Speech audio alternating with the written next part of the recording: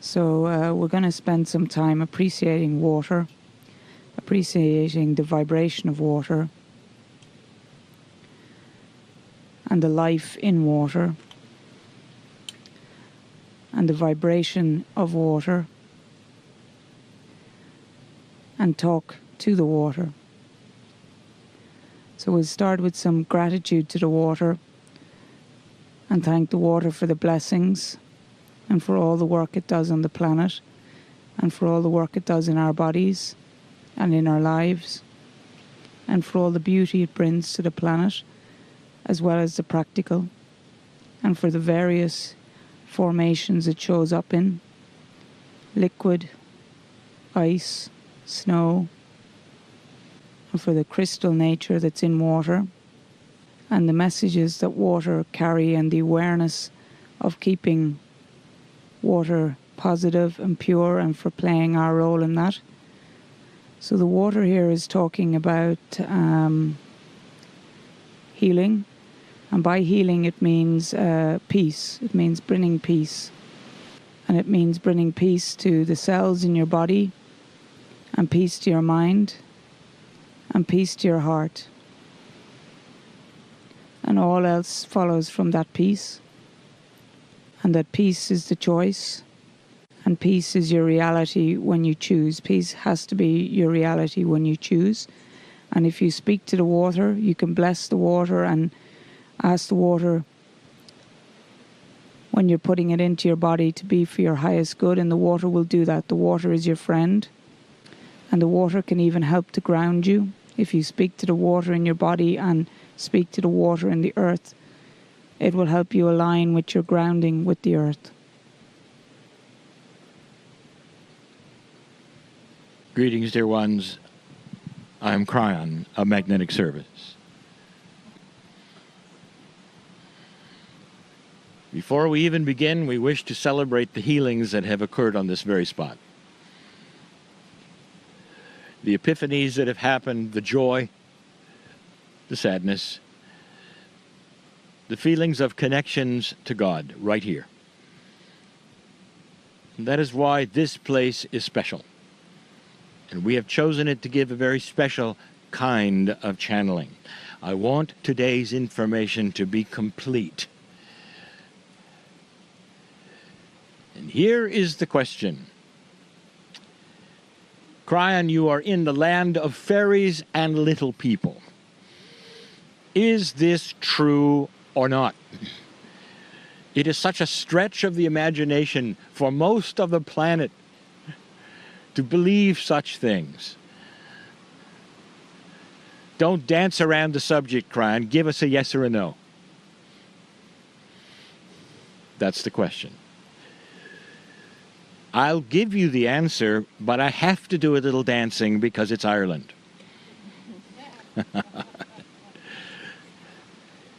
Let us look at this slowly, practically. Let us use logic, connect the dots. Let us look at whether this could be real or not. First of all, the entire nation is aware of it. The mainstream of Ireland is aware of it. And whether they believe it or have seen it, it has lasted for centuries. And so you know there must be core truth here in this. If it were fantasy, if it were marketing only, it would have not lasted near this long. And yet they all know. I bring up several things for you to look at. This is the dance. Approximately 70 years ago, reality started to shift when scientists discovered new realities.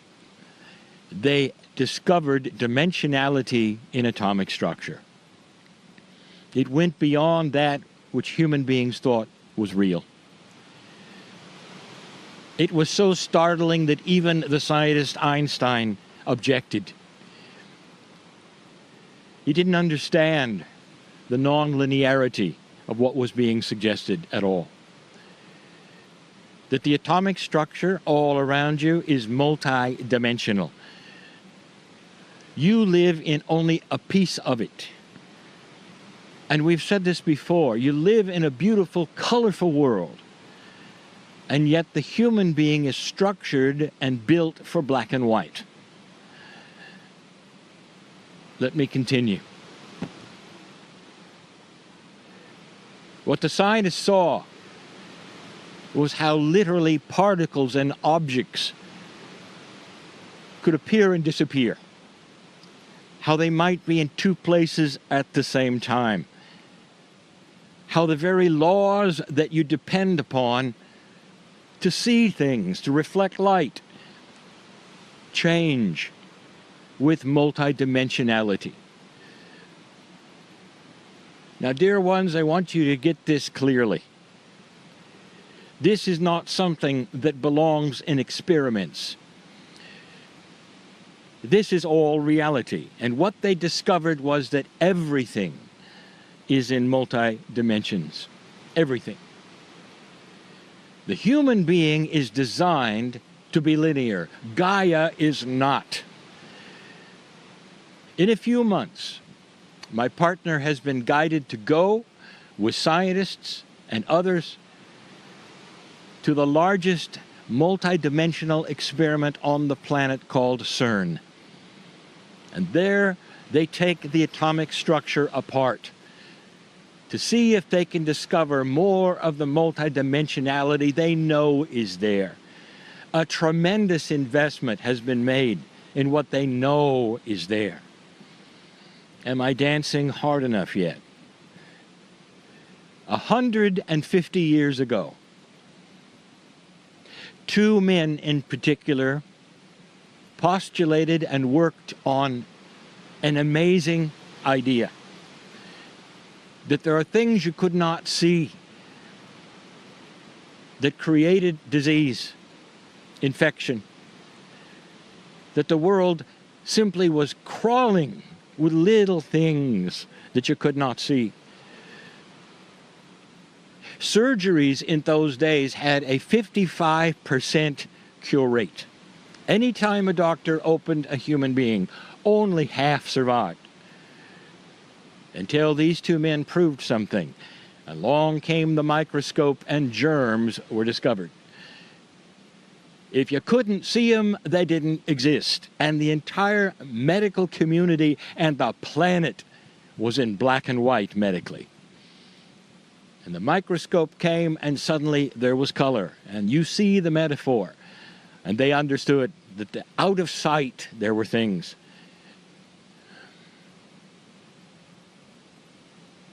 There's more. There's much more.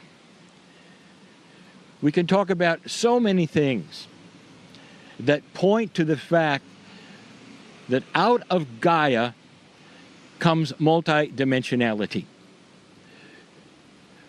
Let us go to that which is Scripture for a moment. How many times had humans seen apparitions, had seen the angels, and reported on them? How many times in Scriptures have the angels reported that when they came, they said to the humans, "Don't fear us. We're fine." Do you doubt that which you read in Scripture? Even the ancients. Do you doubt that the burning bush was seen? Or was it a typo in Scripture? History is filled with this. Seeing things out of 3D is common among many human beings. And that's what we want to tell you about. We are not going to revisit why this space above Ireland is so different, why Gaia opens up so differently. We gave that channel a bit ago. Review it if you wish, to know why it is in this area Gaia is so much stronger when it comes to pouring out that which is multidimensionality. Now here it is. You should listen clearly. What happens when humanity is able to see multidimensional things? It is not linear. And therefore, the human being's brain linearizes it to make sense of it. We have stood near Mount Shasta, and we have given channel after channel. There have been those who've gone up on the mountain, even at night, and seen the lights. How do you explain that? But this is Ireland. You don't have to go to a mountain. It's always here. It is here 10 times where anywhere on the planet. And when human beings feel this and see this, even at night, they claim perhaps divas or fairies or angels, because the human mind will linearize these things to make them work for them. They are real. The answer is yes. Now I want you to look at the attributes of what they see. If it's little people, if it's fairies, if it's anything here, it is always associated with Gaia. Always. Whether it's the trees or the wind or the air or the ground, it is always associated with Gaia. It didn't come down from the sky. It came up from the earth. That ought to tell you. It's Gaia producing multidimensional energies right here, right where you stand, right now.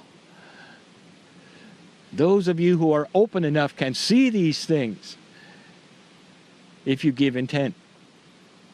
And then look at this attribute. Are they monsters? No. Are they huge? No. They're always benevolent and friendly and happy. Did you notice? This is a metaphor from Gaia, however you linearize it.